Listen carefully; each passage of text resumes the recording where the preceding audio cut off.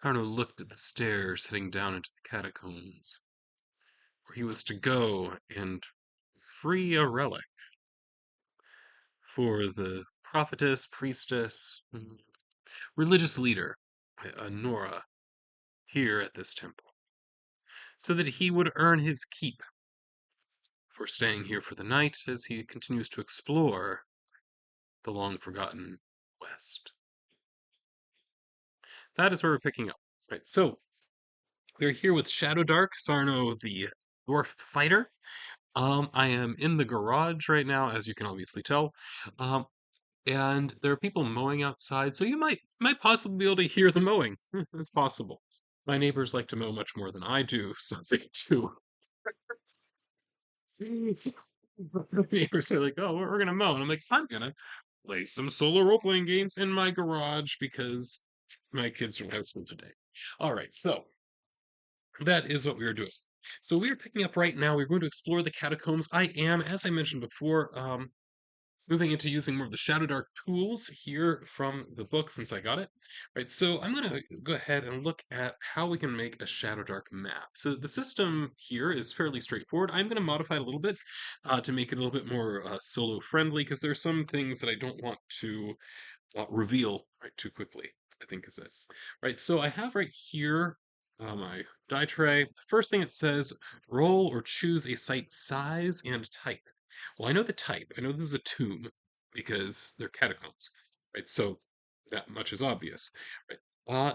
The next thing, so size. Size I think I will roll for. So that's a d6 roll. Okay, let's go and roll that. One, so it's a small uh, site. Now, the way this works is you're supposed to take 5d10, if it's small.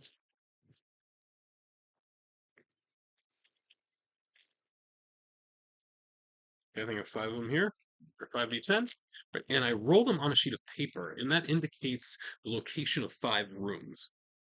Okay, and now typically what happens as you use this for inspiration is that the number you roll indicates the type of room that it is, but I'm not going to do that because I want to be surprised when I enter the room what type of room it is, right? So I don't want to know ahead of time that, oh yes, this is the room where the whatever type are.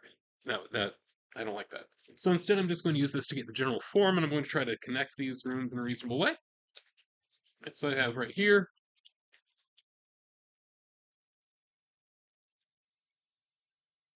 Okay, so what do we got? So I'm just going to mark X's. So each of these X's is inside of a room. Now, one thing that I do want to know, it says, draw an outline around the dice to form the site's shape, separating the rooms with walls and passages that match the dungeon's type.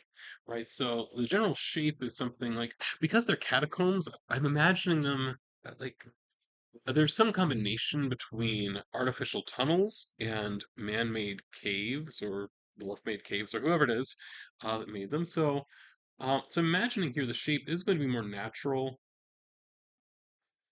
something like this. So that's kind of what I'm imagining overall is the shape. But now, are they divided up into rooms, or is this more like there's a chamber with a tunnel? You know, I'm not sure which way I want to do it. I'm thinking maybe. I'm thinking it makes more sense to me that these are more chambers, right? That's what I'm thinking at the moment. So what I'm going to do, I'm going to just kind of extend the wall out like this, something like that, right? Right. Here, right? So these things connect this way.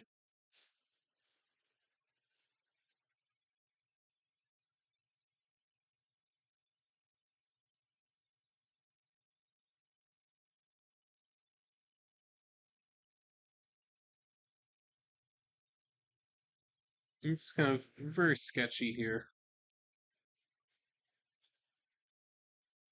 And these are walls.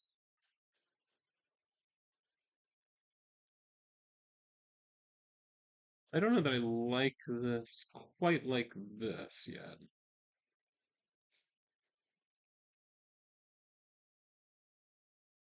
I'm thinking that I want to have these two connect as well. Yeah. So something like this.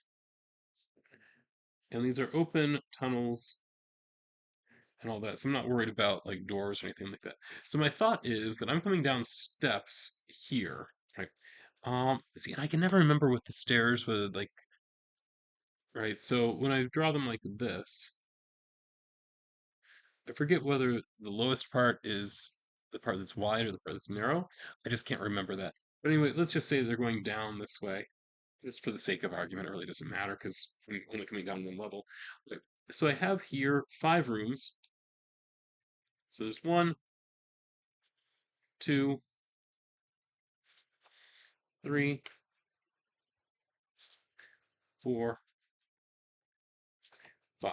And what I've decided is that either room 4 or 5 is going to have the relic and a monster in that room. And I'm going to use the random monster rolls instead of rolling one of the you know, already statted monsters for that.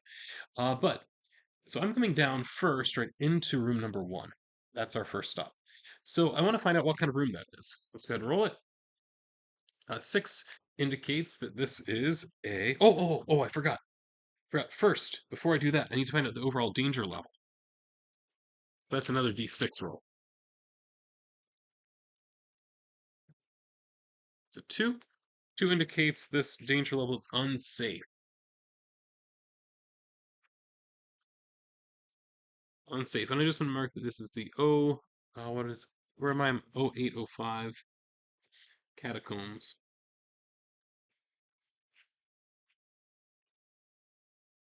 All right. So that is where we are, and this is an unsafe danger level. Unsafe just means we check for encounters every 3 turns. So I'm just going to mark down here. I'm just going to write out, we've got 1, 2, 3, 4, 5, 6, 7, 8, 9, 10, because presumably when I go down here, it's dark. Right, so it being dark, I need to light a torch. So I'm lighting my torch, and then that means I have 10 turns on the torch. All right, and then I'm going to mark out the 3, the 6, and the 9 as times that I need to check for random encounters. Great. So we are down here in room number 1. Now again, what type of room is that? I rolled already, so I'm going to go ahead and use that 6. So room number 1, I'm just going to mark a note here. Number 1. 6 indicates that there's an NPC. Oh, that's interesting. Okay, so this NPC, well, what do I want to find out about this NPC? Who are they? 4 indicates they are wounded.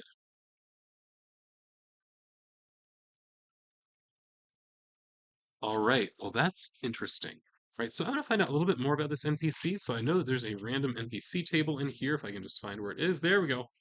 Right. So this NPC that I found. Right. So this is episode 6 in the story of Sarno. So I'm just doing, okay, this dungeon crawl. So I'm meeting this NPC. I'm going to make some notes about them. So in terms of their ancestry, let's go ahead and roll the d12 and find out about them. I can find where I put my d12. They're there.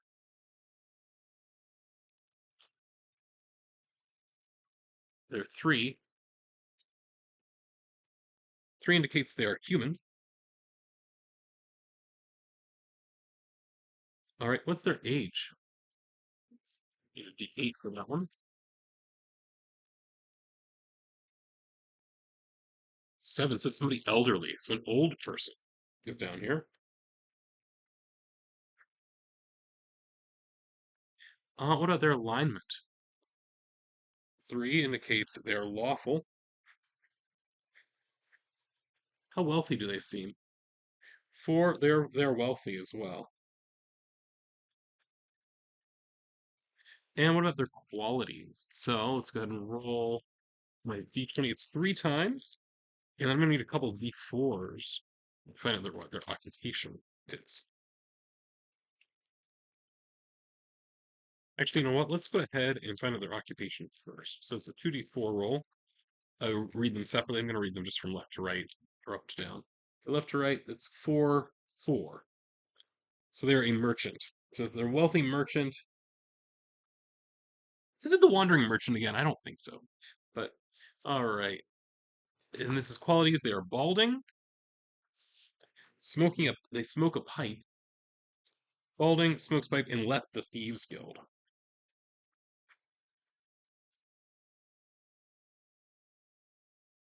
And left Thieves Guild. Right, so they decided to go from, being the one doing the stealing to being the one being robbed, I suppose. And then I'm going to go ahead and roll them a name. Let's go ahead and roll them. I'm going to use the syllable table. So 16, Ball, Ballel. Another, let's just check. Ballel and 8 would be a C and a 17. Ballel, Ballelcon? No, I don't like that. We'll just do Ballel. Okay. So I come across this NPC. So I don't know what his reaction is to me, right? Because I'm coming in here, he's wounded, for one. His reaction is reasonably favorable. What I think 8, so he's suspicious of me, which that's not as good as you can hope for. So this dwarf fighter with a great axe on his back in chainmail is coming down the steps and comes across this NPC who's clearly wounded. Now I don't have much that can help him. Like I have some rations. That's about it. But I think maybe I can. That's a question. Does he look like he needs medical attention? I mean, it's possible. It's a twist. Okay. Right. So I'm checking him out to see if it looks like he needs medical attention. But let's find out what happens according to the prompts, because apparently that is something Twister. We'll see whether I decide to go with the twist or just move forward. All right. So 14 and 35. 14. So assemble and 35. Asset. Assemble asset. Okay, so does it seem like he needs help? I think yes, he needs help. Uh, but I think that like he's wounded, but I think it's more like he hurt his back because he has some treasure that he was trying to like drag up the steps. So it's more like that's the kind of situation we're dealing with here, right? So it's not like he was attacked or something like that. He's injured. He's definitely injured. But when I say assemble asset, yeah, clearly he's trying to gather treasure. That's the obvious thing here, and he's a merchant, right? So I think it makes sense that that's what's going on here. So I think like I could help him. Like this is something that I rather obviously could help. Um, but am I going to? I mean, sure. Sure. I mean, it's going to take another turn, I'm going to say. Because he's not in terrible shape, I suspect. Okay.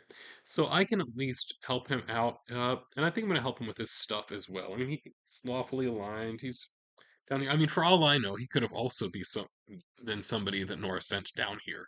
That's a good question. So in the conversation, right, was Balel sent down by Nora as well? Well, the answer is apparently no, he was not. Okay. Right, so he just decided to come here, and apparently they're fine with just letting people put out the catacombs. Sure, why not? Why not? That's perfectly fine. Right, so we dealt then with this NPC, right, so I'm going to say we help him out, but it's going to take another turn. So we help him out of the dungeon, right, and so he's back up. So we have dealt with this room. Now from here, I think I'm going to go over into room number 2. Now I know one of these is where the final treasure is. I don't know which one. Right, so I'm going to check what I'm going to do is I'm just going to give it a 50-50 shot on the first one. If it's not there, then it's in the other one. Right, so I'm going to go into the second room. Now my second room here, let's find out what kind of room it is. I rolled a 4. Okay, so 4 indicates this is a minor hazard. Right, so what kind of hazard is it? 2 indicates a stuck or locked barrier. All right, so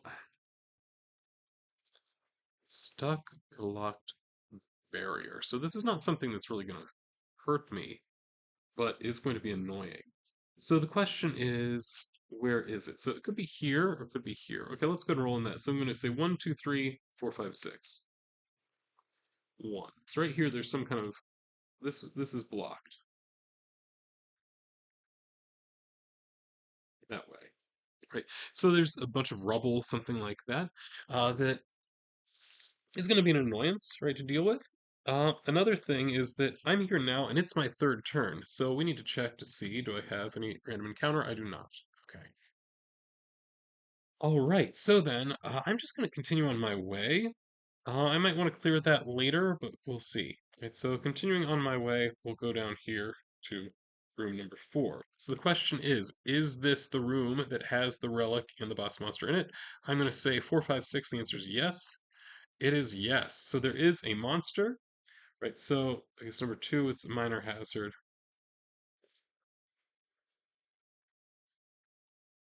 Stuck, blocked. And right, number 4, here's where we're going to have boss monster plus treasure, whatever this relic is. All right, so I'm going to roll up this boss monster. I'm going to use their monster generator here, which I already mentioned, because I think it's a cool thing. All right, so I'm going to make this a level 1 monster. Well, I guess it may or may not end up being level 1. We'll find out. All right, because I'm going to do random. All right, so first thing, I need to roll. Okay, so it's AC. It's going to be an 11, because they say 10 plus the average party level, and that's just 1, because it's me. Okay. Then I rolled oh gosh, a 15 for its combat score, right? So that means that it is a level 2, and also that means that it has a +2 attack bonus. Okay. What else do we need to know? It deals, let's see, it deals 1d8 damage. Oh no, it shouldn't do that. Shouldn't do that because that's too much. So it's a d6 or d4 damage. Let's see, it's a d6. D6 damage, and then I just roll 1d8 to determine the number of hit points that it has. Oh, no, 2d8. So it's 1, so it's 6 hit points. That's actually not too bad. I might be able to survive this. Okay, let's find out what kind of monster it is. 13, it's humanoid. Right, so it's humanoid. But it's obviously not just a human. Well, it has some kind of strength. Oh, it's swarm? That doesn't make any sense. I'm going to skip that one. And then weakness 4, it's weak to salt.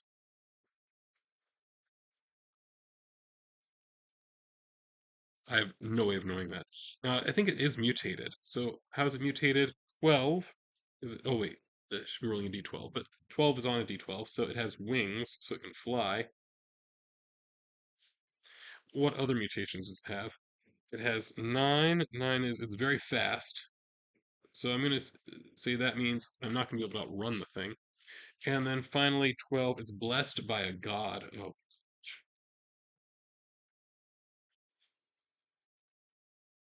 and it has this relic. So I'm wondering whether I don't know whether it's a magical relic or whether it's a mundane relic. I have no idea. But at the very least, this boss monster has this relic. So, oh, I'm gonna check mark there, by the way. So I think we have combat happening here. So we're gonna do side initiative like normal, and it turns out, oh, awesome! I rolled a 20, and they rolled a 10. Right, so my 20 plus 0 beats a 10 plus 2. Okay, and that is, oh, I forgot to roll how many attacks it has. There's 1d4 attacks. There's 2 attacks. So this is gonna be hard.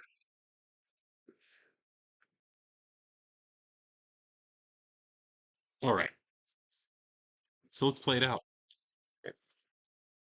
All right, so I'm going to assume here, like, because technically it should have some kind of wisdom score. I'm going to go ahead and roll for a wisdom score just to see. Okay, 1, 2. Okay, so it's a wisdom score of 5. That's pretty weak. So I think that it ends up being at a -3 if I recall correctly. I'm just going to say its wisdom is a -3, just because that's necessary for morale checks. Right, so that means it's going to be rather willing to run, right? Which that's going to be helpful to me, I hope, because I don't really care about killing this thing. What I care about is getting that relic, which I'm going to learn more about after I deal with the monster. Yep. So, first thing with this monster, I get to move first, and I have my great axe. I think that I am going to go ahead and swing the great axe two-handed. That way it can potentially do more damage. I might be able to kill the thing. We'll find out. Right, so let's go ahead and roll that. So rolling for great axe. 4 plus 3 is a 7. That is not enough to hit the AC. I missed. All right. Check mark here, I think. And then it, on the other hand, rolled a 19, which it definitely was going to hit me. All right, so its first attack hits me. What about the second attack? Second attack would also hit me. So I get hit twice by a d6 each. Oh, goodness. And that's 8 points of damage total. Well, okay. Now on my turn, I'm making a death save.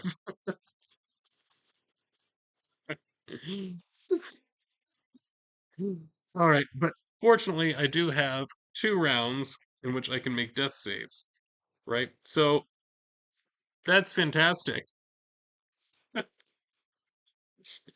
All right, let's see. So first death save is a fail. Oh wait, I have luck tokens. I have luck tokens. You know what I'm gonna do? I'm gonna go back and what am I gonna re-roll? What am I gonna re-roll? No, okay. I'm going way back. I forgot I had 3 luck tokens to start with today. So I'm gonna use one of those to re-roll my attack. That's better. Okay, so I do actually hit the thing, and it is a D10 plus 1, which is on the floor. Ah, there we go. So no, okay. Using my luck token, I'm down to 2 luck tokens, but I've killed this thing. Right, so it is now laying on the floor, dead in front of me, and there is a relic. So I need to find out something about this relic. So the first thing I want to know is this relic, is it magical? That's a big question. So let me go ahead and pull this out. Just gonna hit check mark there. Is the relic magical? The answer is yes. All right, so in that case, I'm going to create it as a random magic item. Um, Now, to me, it doesn't really make much sense.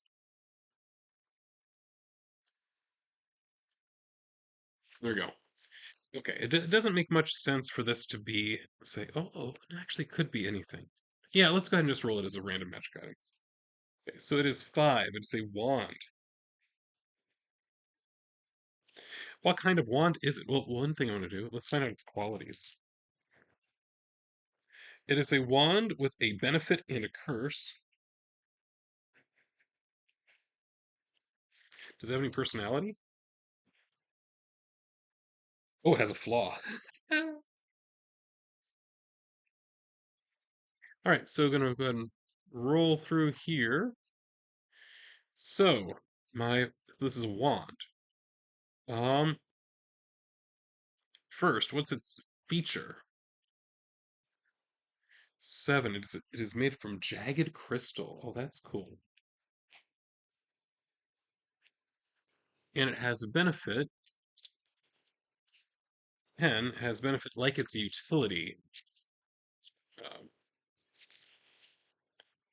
okay, which that benefit is going to be 8.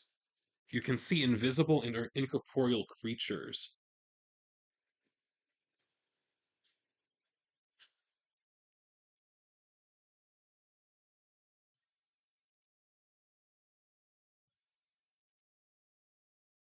But it also has a flaw. So is that flaw, what is that like? That is rolled as if it's utility as well. Right, so what is the, okay, this, oh no, it's a curse. It's a curse. 12. Item has a horrid smell. That makes all of your charisma checks hard. Okay, so horrible smell.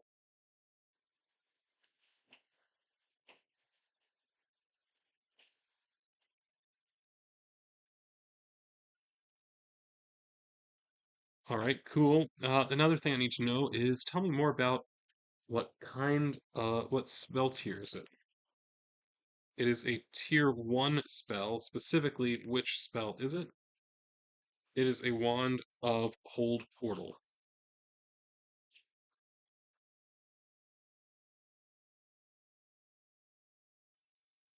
And it also has a personality.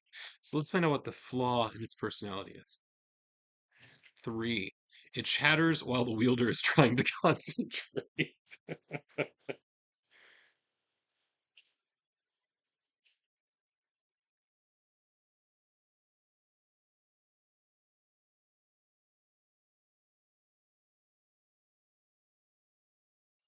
Let's also find out, because there's this option here for personality traits. So since we know it has a personality, let's find out what kind of trait it has. Let's see. It is 3-1. 3-1. Oh, it's bossy. Oh, that's fantastic. All right, I'm back. Uh, so apparently I accidentally told my computer to stop recording right after I figured out this is a bossy um, wand. Well, good news, I didn't really do much after that. So I figured out fairly quickly, which is good.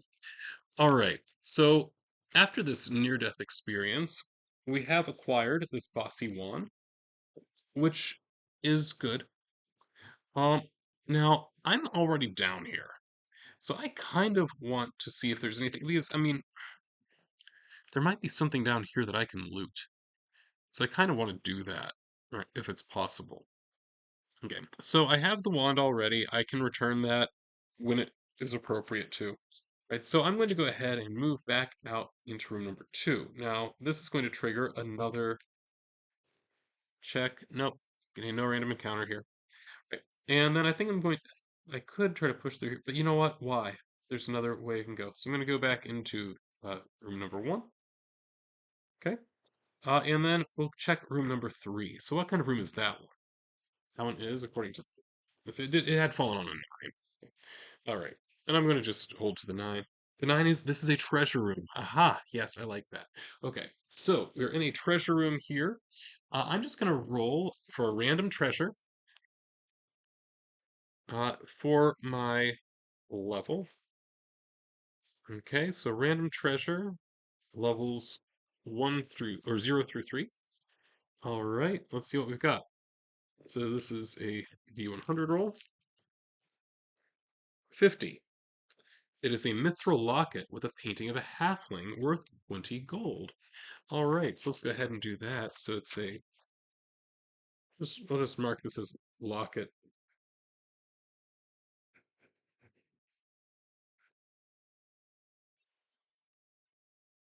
All right, so I found some unguarded treasure here, just lying about. It's very possible this might be from a previous adventurer that has come down here. It's not unreasonable. Mithril locket, painting of a halfling inside of it. Right. I assume so. This is probably an adventurer had brought this down here as kind of like a gift or something, a keepsake, right? Uh, Remembering their girl back home, but I don't see that it's anybody's here, right? So I'm just going to go ahead and take that for now. And who knows, right? Maybe somebody up above, right? I mean, after all, we do know that Nora is a halfling. So it might possibly be somebody that she would recognize or something like that. So I think I'm going to try to keep that in mind. All right, one more room. One more room to go into. Right, so we go into this room, room number 5. And what kind of room is that one? Since we know it's not where the boss monster was, so what do we have here? 9, it's another treasure room. Okay, well, that's fine. Okay. Oh, oh, wait. Okay, I made a mistake. Right? Because there's actually a mark here for the treasure room. It's not just, oh, there happens to be a locket there. It is either hidden, guarded by a monster, protected by a trap, or protected by a hazard. So there are other possibilities here. Right, so let's go ahead and,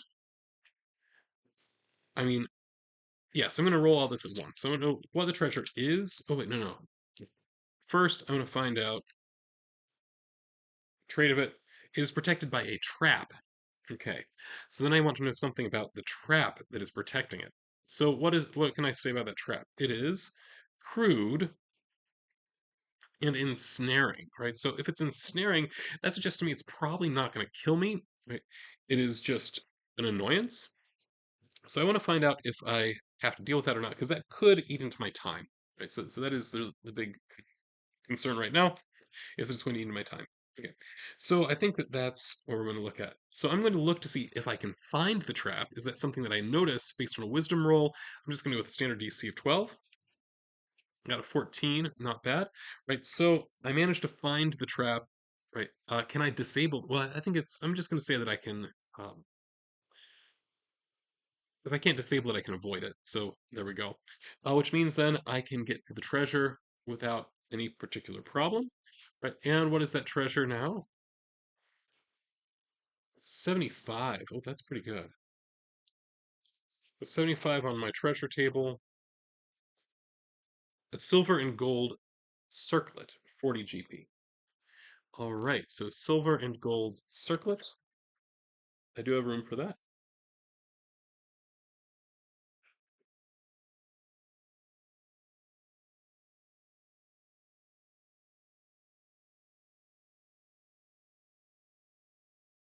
There we are. And then I'm going to take that as well. All right, and then as I head back out, I'm going to go back into room 3, where I'm going to have to do a random encounter check. 5, so nothing there, and then back into room 1. And as I head back up the steps, I have my um, torch run out, which is beautiful because everything timed out perfectly. All right, what wonderful, wonderful. Okay, so here's what I'm going to want to do then. Well, I get back up. So now the question is, right here in this temple, right, I'm just wondering how well developed the temple is in terms of, because we know that the that Nora, right, has is in love with a bartender, so that suggests there is a bar or something like that around here. Right, so okay, first thing I'm going to return the wand, obviously. Second thing, I got a couple pieces of treasure, which seemed like they were reasonably valuable. So I don't think anything here was a 3-point treasure, but I think I did have two 1-point treasures. So I'm going to go ahead and mark that as 5 as total XP right now. I was at 3, I'm up to 5. Right. So then the question is there someplace here that I can sell this locket, sell the circlet, something like that? Right. Because I'm thinking I want to do some carousing, just because I need to get XP somehow. Right. That's a reasonable way to do it. Right. So, okay, carousing 92 is the page here. Right. So I think it's reasonable. Okay. So for 30 GP, I can do it's a worthy night of drinking and festivity. Even though I'm in a temple here, I think it's at least possible that this might work. Okay. So I'm just going to check. I'm just going to do this oracle roll. So is there someplace that I can carouse here? Is that something that's going to be able to be done, say in exchange for the circlet that I found? The answer is no. No, there's not. Right, so I can't do this carousing here. It is, however, because it's odd, that would be translated as a no but. Which I'm going to take the but to mean that I can sell the stuff that I have acquired. So I think I'm going to go ahead and do that. So I'm going to go ahead and sell the circlet and the locket. So that's going to be another 60 gold, which unfortunately means that I am currently carrying more than 100 pieces of gold, which means it's starting to take up space, right, in my inventory, because you can only have 100 pieces of money for free. So I've got 84 already, so I've got 60 more. I would also like actually to spend some of that on another torch, because I'm down to one torch, and I really want to have more than one torch.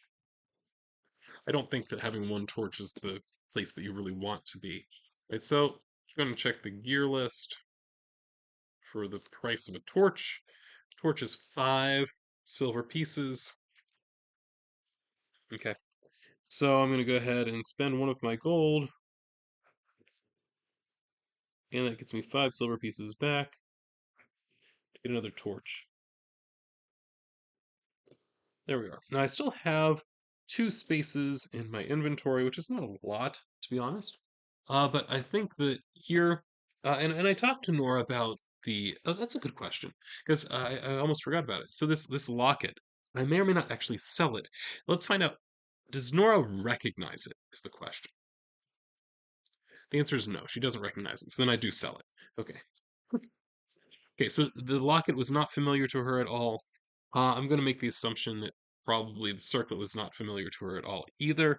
Right? These are things that I just happened to find out in the catacombs. So I went ahead and sold those, and I think that that's perfectly fine. I handed off right the wand to right Nora as well, and I think that that means she's going to allow me right to spend the night here without any problems. All right, so then I think that wraps up here. So next in the next morning, so I'm just making some plans for next time.